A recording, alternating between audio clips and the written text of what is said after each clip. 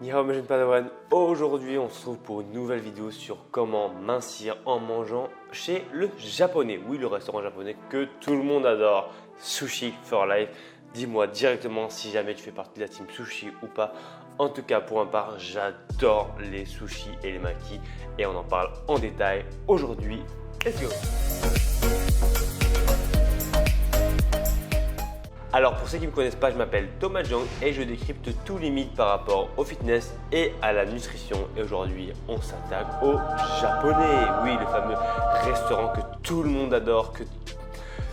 Juste de parler japonais, tu vois, de dire le mot restaurant japonais, j'ai faim, tu vois. Mais actuellement, je suis en Thaïlande, donc il n'y a pas trop de restaurants japonais. Donc je suis un peu dégoûté, mais ça va, je me porte très bien. Tu vois, il fait à peu près 32 degrés, on va pas s'en plaindre. Mais voilà, sache que le japonais, encore une fois, quand tu manges du riz, eh bien le riz c'est des glucides et les glucides, eh bien souvent c'est plutôt facile à manger. Ok, c'est relativement plus facile de manger 100 grammes de pâtes que 100 grammes de poulet par exemple. Tu vois, tu te dis rarement, oh, j'ai envie de me faire un petit morceau de poulet, tu vois. Non, tu te dis ouais, j'ai envie de me faire un cookie, j'ai envie de me faire je sais pas, une brioche, ce que tu veux, un Oreo, tu vois, mais tu parles de choses sucrées. On dit rarement oui, j'ai envie de me faire une brochette de poulet. Enfin, très peu de personnes disent ça. Mais si tu le dis, peut-être que tu es différent des autres. Mais avant toute chose, je tiens à te dire que si jamais tu restes dans ton apport de maintenance, donc c'est l'apport qui te permet de ne pas grossir ni de maigrir, ou si jamais tu es en déficit calorique et que tu restes dans ton déficit calorique, tu n'as aucun problème.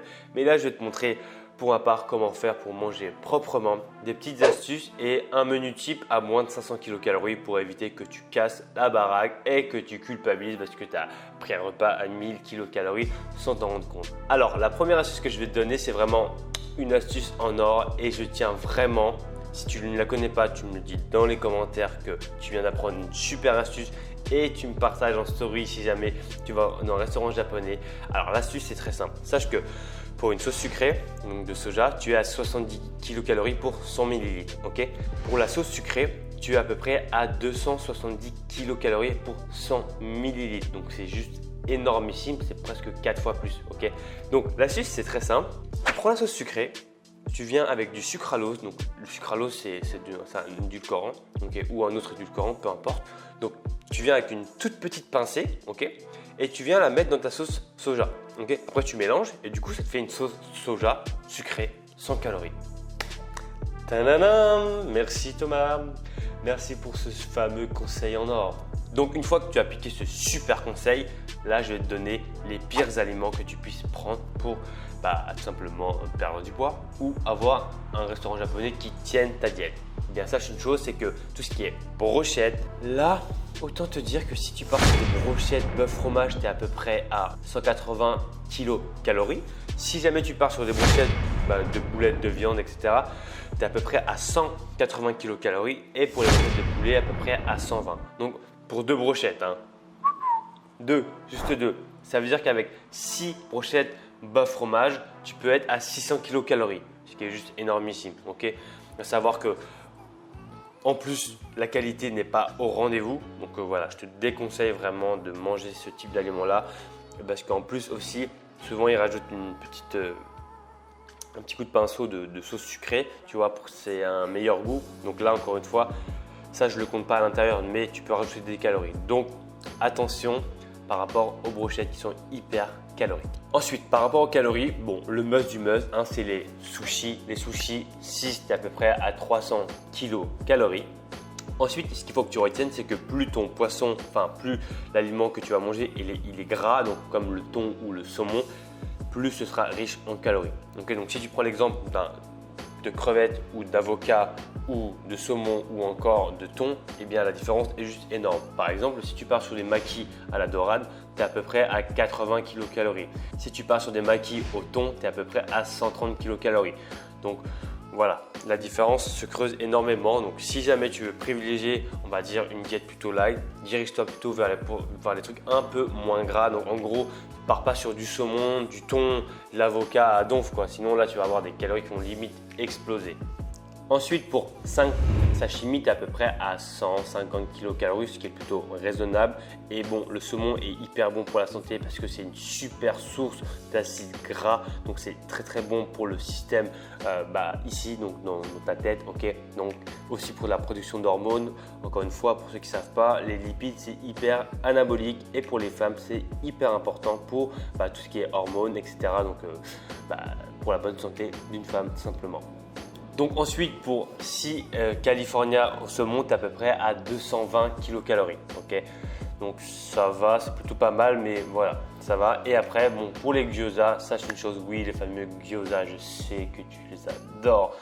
Eh bien, tu es à peu près à 75 kcal. Et il faut que tu saches une chose, c'est que la plupart sont congelés. Donc autant aller à ton frère, bisous mes frères, pour te fournir tout simplement de gyoza. Le plus compliqué à faire en soi, ça va être tout ce qui est California, maki, saumon, crevettes, etc. Voilà, là tu vas prendre un peu plus de temps. Si tu manges des gyoza, tu vas à ton frère, tu te les fais cuire et c'est terminé. Tu n'as pas besoin d'aller dans un restaurant pour manger ça. Et ensuite, pour tout ce qui est entrée, donc soupe miso, tu es à peu près à 40 cal, donc c'est pas mal. Salade de chou, tu es à peu près à 90 cal.